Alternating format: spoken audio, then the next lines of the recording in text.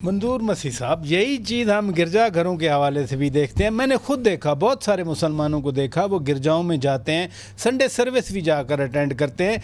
जो मज़ाहब हैं वो तो एक दूसरे को अकोमोडेट करते हैं, मोहब्बत का प्रचार करते हैं, और यही हमें पाकिस्तान में नज़र आता है। जहाँ तक चर्चेस का आपने पूछा कि चर्चेस के अंदर अब नहीं, शुरू से लेकर आज तक कि हमारे जो मुस्लिम भाई हैं या दीगर कम्युनिटीज़ के लोग हैं, अक्सर लोग आते हैं और संडे सर्विस में आकर बैठते हैं। जी जी, वो देखते हैं कि हमारे जो प्रीस्ट होते हैं, रेवरेंड्स होते हैं, कि वो किस अंदाज से इबादत करते हैं, प्रस्तश करते हैं।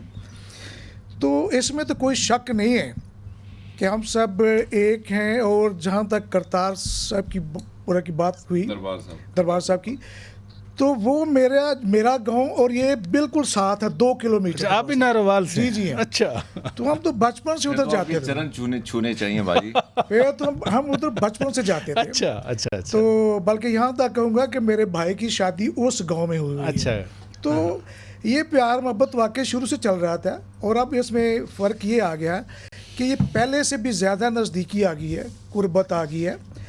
और दूसरी बात जो अल्लामा साहब फरमा रहे थे कि तौहीन मज़हब की बात हो रही थी, तो उसको मैं थोड़ा सा ये ज़रूर कहना चाहता हूँ कि उसमें हम सबको बैठने की ज़रूरत है। बैठने की ज़रूरत है, कि वो बार बार कह रहे हैं। वो भी कह रहे हैं, मैं उनको अप्रिशिएट करता हूँ। तो मैं ये कहना चाहूँगा कि जैसे अल्लामा साहब ने भी इसको हाईलाइट किया, तो हम सबको बैठ कर इसको, अगर किसी जगह पे कोई प्रॉब्लम है, मुश्किल है, कोई ऐसी कमी बेशी रहती है, तो उसको हम बैठ कर हल कर सकते हैं। लेकिन जो दूसरी बात हो रही थी, मैं ये ज़रूर कहूँगा कि ये किसी ख़ास कम्युनिटी के लिए नहीं बनाया गया। अगर है तो कुछ, तो ये तो सब पे लागू होता है ना।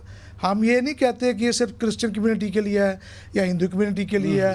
अगर किसी जगह पे कोई ऐसा मौका आता है, कोई केस ऐसा बन भी जाता है, तो उसमें सब उसकी जद में आते हैं। लेकिन इसको ठीक करने के लिए मैं यही करूँगा कि अगर कहीं कमी है, तो मैं ये नहीं कहता, तो उसको जो उलमाए कराम हैं उनको भी बैठ जाना चाहिए, दूसरे लोगों को भी साथ लेके। तो ये जो डिफरेंट फोरम्स हैं, जिस एक आप भी मेंबर हैं, national commission on human rights, वहाँ तो ये मामले आते होंगे। जी बिल्कुल आते हैं, वहाँ पे आते हैं।